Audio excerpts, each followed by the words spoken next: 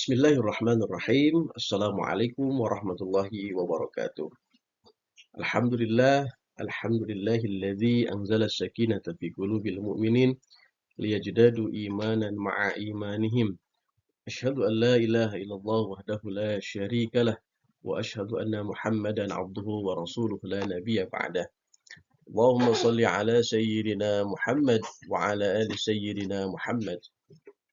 Ilahi anta maqsudi wa ridhaka matlubi a'tini mahabbatak wa ma'rifatak. Puji dan syukur kita panjatkan kepada Allah Subhanahu wa taala. Alhamdulillah pada kesempatan yang insyaallah dimuliakan, diberkahi oleh Allah Subhanahu wa taala, kita masih bisa melanjutkan materi kita masih bisa thalabul ilmi. Mudah-mudahan apa yang saya bahas pada pertemuan kali ini bisa bermanfaat dan bisa dicermati, bisa dipahami oleh teman-teman mahasiswa-mahasiswi sekalian. Salawat beserta salam semoga tetap terlimpah curahkan kepada junjungan kita Nabi Agung Nabi Muhammad sallallahu alaihi wasallam, kepada keluarga, sahabat, tabi'in, atba' tabi'in, hingga kepada kita semua. Mudah-mudahan kita semua selalu diakui menjadi umatnya, dan mudah-mudahan kita semua mendapatkan syafaatul uzma fi yaumil akhir. Amin ya Allah ya rabbal alamin. Baik teman-teman mahasiswa sekalian, pada kesempatan kali ini saya akan membahas yaitu tentang menjelaskan tentang pembagian hadis dari segi kualitas. Ini yang tercantum dalam bidang studi atau mata kuliah Ulumul Hadis sub CPMK 8. Targetnya adalah teman-teman sekalian mampu menjelaskan tentang pembagian hadis dari segi kualitas. Baik, kita lanjutkan.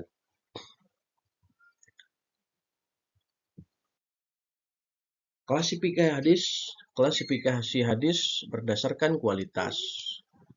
Hadis berdasarkan kualitas ada 3. Yang pertama adalah hadis sahih, yang kedua hadis hasan, dan yang ketiga hadis dhaif. Baik teman-teman, hadis sahih. Hadis sahih secara pengertian adalah hadis yang sanadnya bersambung, adil dan cermat. Di sini ada ma naqalahu adlun tammu dhabti muttasilu sanadi ghairi mu'allalin wala syadin. Ya. Jadi yang dimaksud dengan hadis sahih adalah hadis yang dinukil atau diriwayatkan gitu oleh rawi-rawi yang adil, sempurna ingatannya, sanadnya bersambung, tidak berilat dan tidak janggal. Nah, itu dimaksud dengan hadis sahih. Begitu ya. Kemudian selanjutnya ada syarat-syarat yang menjadi bahwa hadis tersebut dinyatakan sahih gitu ya. Sebagaimana yang tadi disebutkan, manaqalahu adlun tamu dhabti muttasilu sanadi ghairi mu'allalin wala syadin.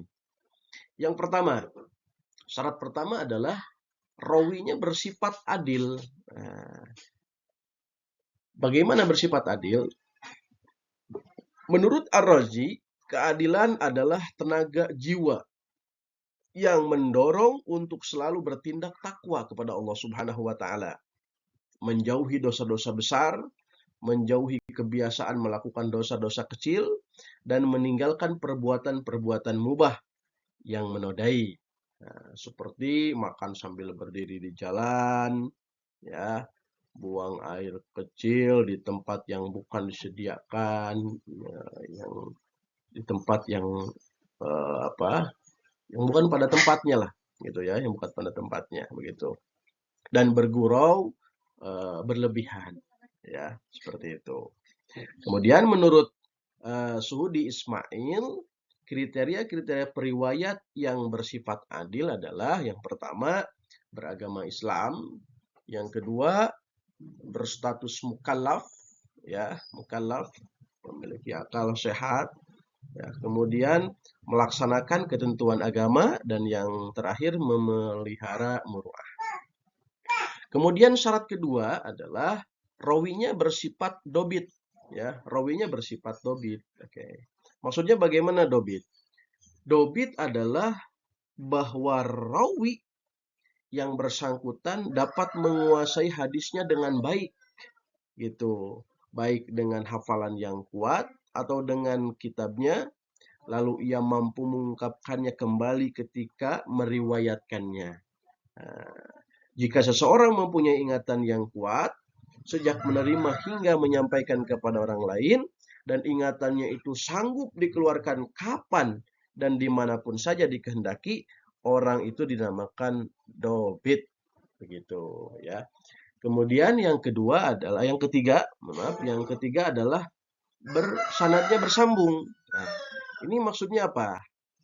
Ya, sanad bersambung ini adalah ketersambungan sanad, bahwa setiap rawi hadis yang bersangkutan benar-benar menerimanya dari rawi yang berada di atasnya, dan begitu selanjutnya sampai kepada pembicara yang pertama.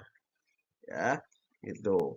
Untuk mengetahui ketersambungan atau tidaknya suatu sanad, gitu, biasanya ulama hadis menempuh tata kerja penelitian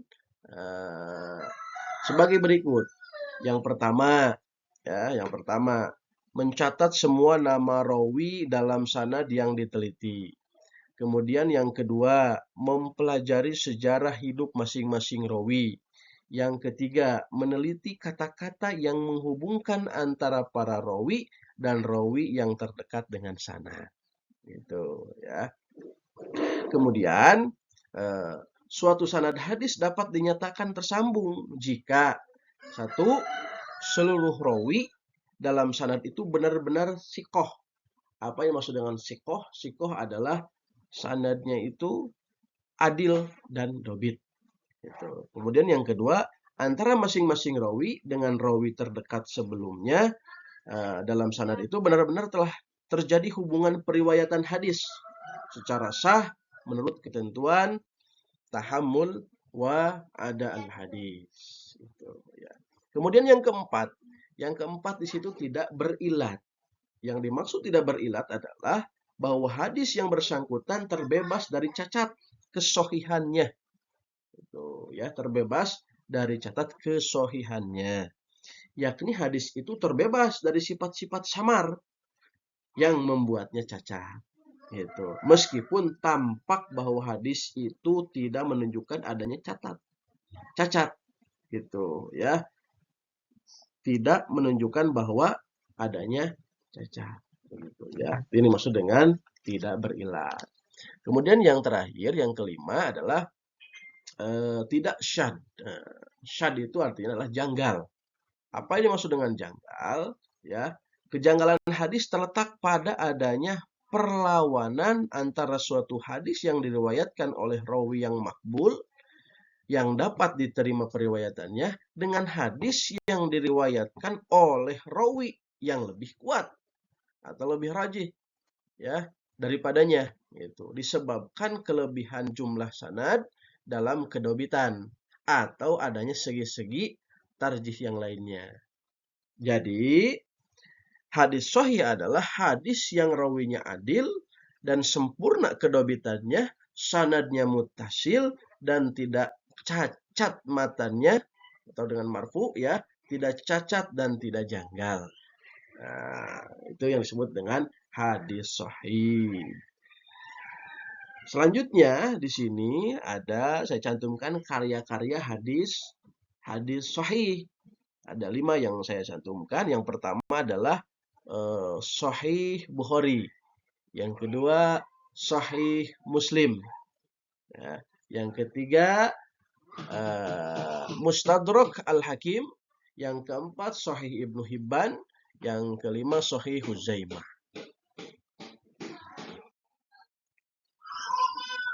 Baik teman-teman sekalian, setelah kita bahas tadi hadis sahih, yang kedua hadis menurut kualitasnya hadis, yang kedua adalah hadis hasan. Apa yang dimaksud dengan hadis hasan? Hadis hasan adalah hadis yang dinukil oleh orang yang adil. Orangnya adil, ya. Gitu. Kurang sempurna hafalannya, bersambung sanadnya, tidak cacat dan tidak syad. Nah, apa berarti perbedaannya dengan yang tadi hadis sahih? Hanya satu kalau dilihat dari sini, ya. Hanya satu. Yang pertama adalah apa tadi? Hadisnya adil, ya, dinukil oleh orang yang adil. Tetapi ada satu yang berbeda, kurang sempurna hafalannya. Nah, jadi perbedaannya di sini nih, ada di sini. Perbedaannya ada di kesempurnaan hafalannya, atau apa disebutnya itu dobit, ya, dobit. Jadi hafalannya kurang bagus, gitu. Ini disebut dengan hadis hasan, gitu. Sanadnya tersambung, tidak cacat, tidak syad, gitu, ya. Itu yang dimaksud dengan apa tadi, hadis hadis hasan, begitu, ya. Namun di sini klasifikasi hadis hasan ada dua macam, ya. Yang pertama hasan lidzatih. Yang dimaksud dengan hasan lidzatih adalah hadis yang memenuhi segala syarat-syarat hadis hasan disebut dengan hadis hasan lidzatih. Syarat untuk hadis hasan adalah sebagaimana syarat untuk hadis sahih, kecuali bahwa para rawinya hanya termasuk kelompok keempat, yaitu syaduk, gitu, atau istilah lain yang setara atau sama dengan tingkatan tersebut, begitu, ya.